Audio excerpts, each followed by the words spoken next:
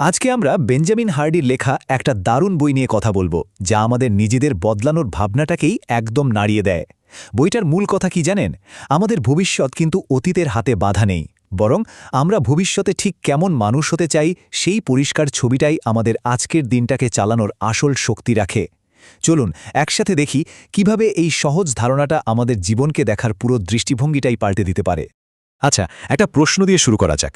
আমাদের প্রায় সবাইকেই তো এটাই শেখানো হয় যে আমাদের অতীতের অভিজ্ঞতাগুলোই আমাদের ভবিষ্যৎটা গড়ে তোলে। কিন্তু আসলেই কি তাই?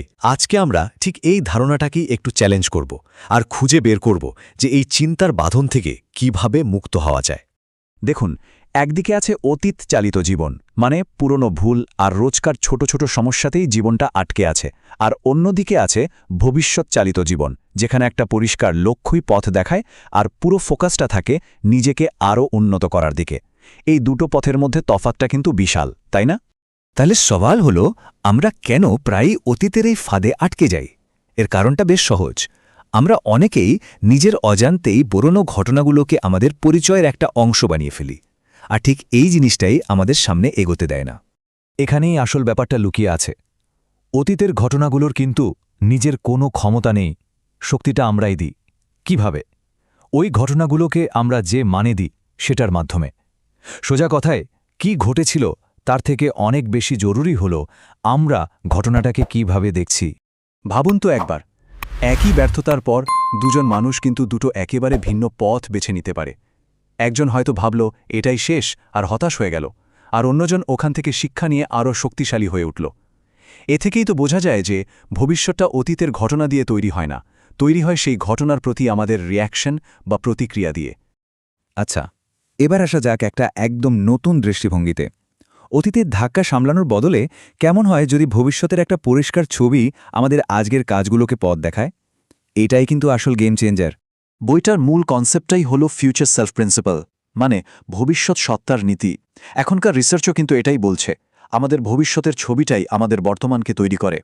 যখন ভবিষ্যতের সেই ছবিটা একদম পরিষ্কার হয়ে যায়, তখন বর্তমানে আমাদের প্রত্যেকটা পদক্ষেপও অনেক বেশি কনফিডেন্ট আর উদ্দেশ্যপূর্ণ হয়ে ওঠে। এই কথাটা কিন্তু দারুণ, তাই না?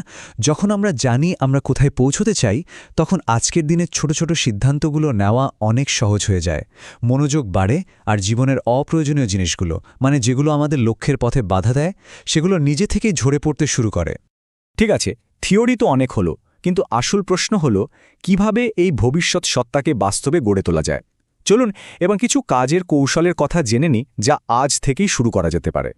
দেখুন, সত্যিকারের পরিবর্তন কিন্তু শুধু অভ্যাস বদলালে আসে না, আসে পরিচয়টা বদলালে। আমি ব্যায়াম করতে চাই, এই ভাবনার থেকে আমি একজন সুস্থ মানুষ, এই পরিচয়টা যখন কেউ নিজের করে নেয়, তখন ব্যায়াম করাটা আর কষ্টের কাজ থাকে না। তখন এটা তার পরিচয়েরই একটা স্বাভাবিক অংশ হয়ে ওঠে। এখন একটা বেশ মজার ধারণার কথা বলি, 10x থিঙ্কিং বা 10 গুণ বড় করে ভাবা। ছোটখাটো লক্ষ্য আমাদের বর্তমান ক্ষমতার মধ্যেই আটকে রাখে, কিন্তু যখন লক্ষ্যটা অনেক বিশাল হয়, তখন আমাদের সোচনিকার তালিকাটাই পুরো বদলে ফেলতে হয়। আর 10 গুণ বড় লক্ষ্য রাখার কিছু দারুণ সুবিধা আছে। তখন ছোটখাটো অপ্রয়োজনীয় কাজগুলো তালিকা থেকে এমনিতেই উধাও হয়ে যায়, পুরো ফোকাসটা চলে যায় শুধুমাত্র সবচেয়ে জরুরি বিষয়গুলোর দিকে। আর মজার ব্যাপার হলো, এটা কিন্তু বিশাল লক্ষ্য অর্জন করাকে আরও সহজ করে তোলে। আর এই বিষয়টা কিন্তু খুবই জরুরি। আমাদের চারপাশের পরিবেশ আমাদের পরিচয় তৈরিতে একটা বিশাল ভূমিকা পালন করে। তাই পরিবেশটা এমনভাবে সাজাতে হবে যা আমাদের ভবিষ্যতের লক্ষ্যকে সাপোর্ট করে, আমাদের বর্তমানের অভ্যাসকে নয়। যেমন কেউ যদি বেশি বই পড়তে চায়, তাহলে তার চারপাশে বই থাকা উচিত, টিভি রিমোট নয়। সিম্পল। আমরা প্রায় জরুরি কিন্তু আসলে অগুরুত্বপূর্ণ কাজে দিনটা পার করে দিই। কিন্তু সফল মানুষেরা কি করেন? তারা কনসিয়াসলি সেই কাজগুলোতে সময় দেন যা গুরুত্বপূর্ণ, যদিও হয়তো সেটা তক্ষণই জরুরি নয়। যেমন পরিকল্পনা করা, নতুন কিছু শেখা বা নিজের উন্নতির জন্য সময় দেওয়া।